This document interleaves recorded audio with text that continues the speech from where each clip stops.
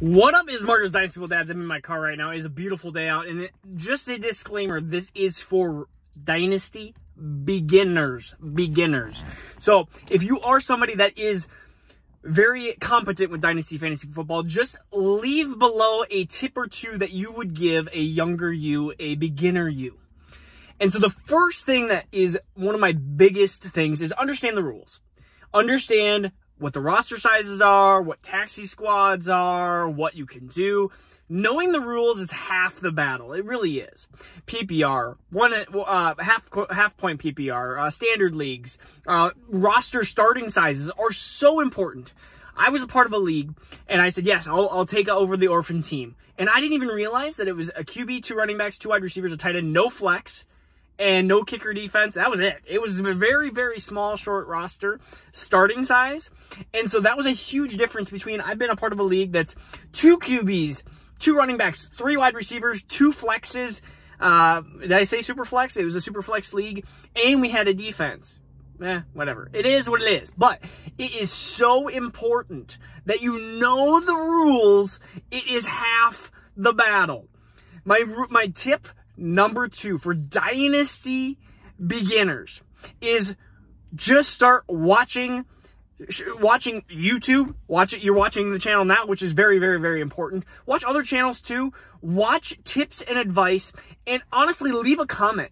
Ask questions. The biggest thing that you could do, ask a question and somebody hopefully will respond. We almost always respond on our channel, but some channels, they don't respond as much, but maybe you get input from other people that are hopefully Dynasty veterans or they're veterans of Dynasty fantasy football. So ask questions, really watch video, watch different analytics. It will definitely help you. I can tell the people that go into a rookie draft or go into a startup draft and they have no idea what they're doing, which comes to rule number 3 is mock draft. Mock rookie drafts, mock dynasty drafts. Get familiar with what in the world what your roster is going to look like with the certain rules. Sleeper has a very good mock draft that you can input all sorts of different settings and then mock draft it. Oh, I have 2 QBs. Oh, we start 3 QBs. We have a 10-team QB or 10-team league.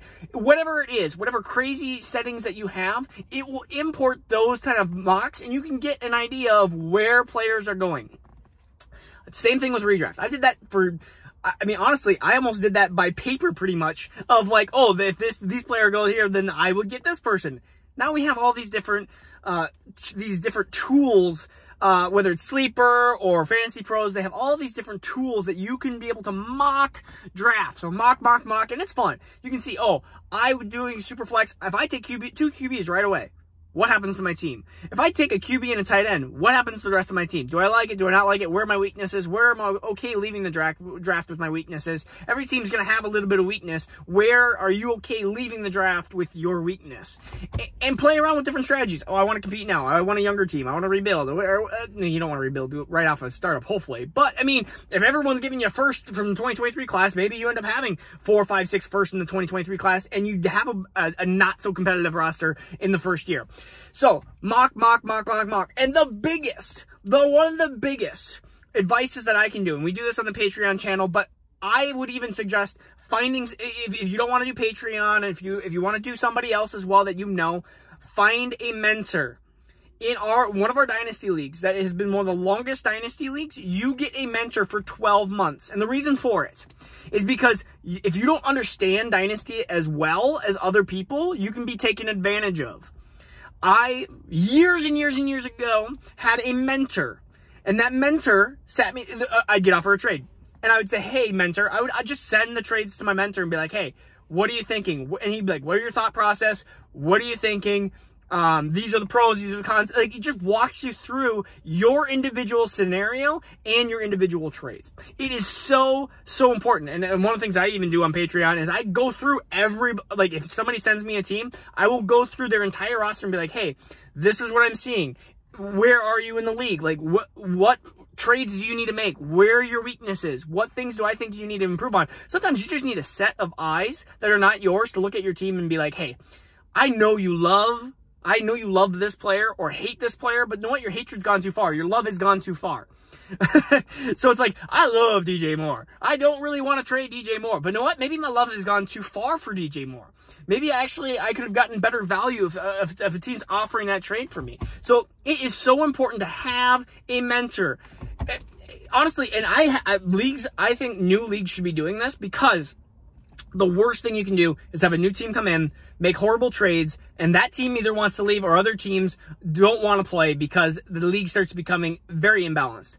I've been a part of a league where there was 3-4 good teams and the rest of the other teams just didn't understand Dynasty, or they were super horrible at Dynasty. And because of those situations, the league wasn't very fun to play. I mean, really, there wasn't much action. Then teams started getting trade scared because they got burned on so many trades that they're like, I'm not going to trade. I'm just refusing to trade. And inactivity means it's going to be boring.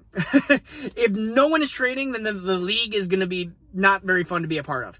And so one of the biggest things, and so mentorship is one of the most important things, I think, is finding somebody. If you are a business person trying to succeed in business, or if you're an owner of something and you're trying to get to that next level, what do? You get a mentor.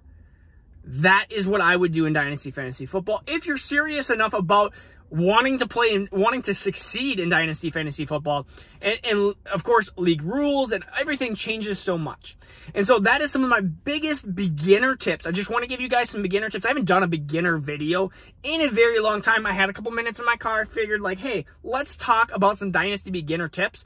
So, because I know some of you are experts at this or close to experts. You guys have been through years in leagues, and you have 20 leagues, and you've been through 10 years, and you're like, I don't need this. But I think it's very good to give back to the people that are just beginning and getting into Dynasty. This is the video for you. And please comment, again, if you're one of the experts or one of the people that have been commenting on this channel a bunch, comment below on some of your beginner tips. All right, peace out. Take care. We'll see you tomorrow.